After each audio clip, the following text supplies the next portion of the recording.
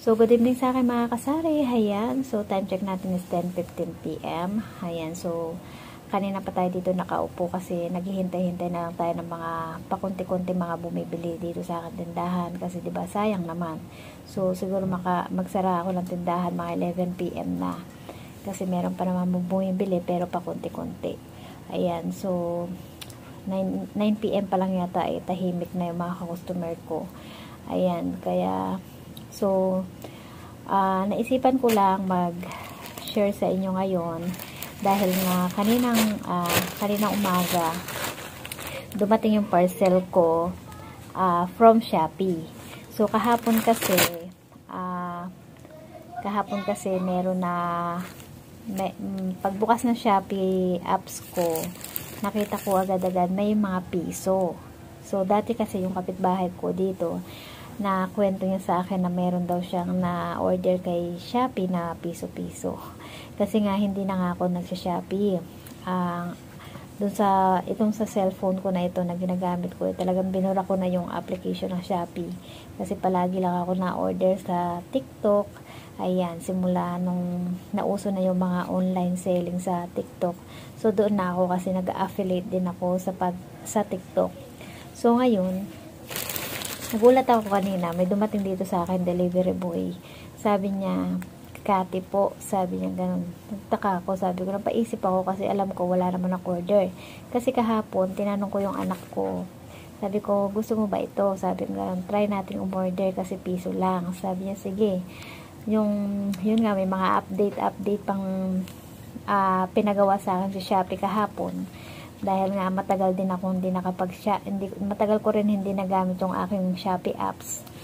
So, nung pag-check out, ang ano nito is pending. Kaya expect ko, hindi na ako umasa na darating siya or masi-check out siya. So, naikwento ko nga dito sa kapitbahay ko na naka-experience ng piso sa Shopee. Kaya sabi niya, pending din daw nung siya umorder. Sabi ng delivery boy, sabi niya ay piso siya, Shopee sa piso sa Shopee. Nagulat ako, talaga kuya. Natuloy din pala. Akala ko kasi ako hindi natuloy. So, gusto ko lang may share sa inyo. Short ng anak ko ito. Parang jersey or pwede siyang pambahay. So, i-haul ko lang din sa inyo. Nag-iisa lang din naman to. Nagsisinga ako. Hindi ko, in-add to cart ko yung flashlight, yung nauusong flashlight ngayon na pag ginamit mo siya galing dito, napakalayo ng liwanag. So, piso lang din. Kung alam ko lang na legit pala ang piso sa Shopee, sana nag-check out ko na rin yun. Kasi nga kahapon pending. Kaya hindi na ako nag-expect na mag-o-okay. So, wait lang, i-hold lang natin ito. So, ayan yung tindahan ko dito sa tapat ko, nakasara na. Ayan, nakaano na yung kortina, nakalugay na. Tapos dito, ayan, so balik kalahati na lang nakabukas ng aking tindahan. Ayan, doon kung saan tayo madalas magbenta at kung saan laging bumibili yung ating mga customer. Palibasa, first time kong naka-experience nitong piso kay Shopee, kaya talagang gusto ko lang ma-share sa inyo. Sobrang natuwa lang talaga ako. Ayan o.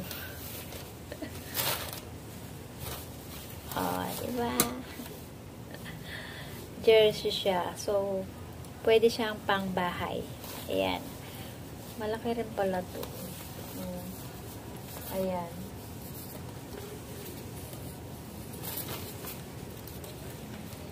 Chicago. Para kasi doon sa picture, parang ang liit lang niya. Sabi naman ng anak ko, kung hindi raw kakasya sa kanya, ibibigay daw niya sa kuya niya. Ayan, diba? Maganda rin naman siya. Pagka-check out mo, at tapos kanina tinignan ko doon sa Shopee ulit to, nasa 65 pesos na siya. O diba, nakamura na tayo piso. O diba, nakamura na tayo ng 64 pesos. O diba, saan ka pa sa shop? Maghihintay na lang. So, ngayon parang mawiwili ako na mag-abang ng piso sa Shopee.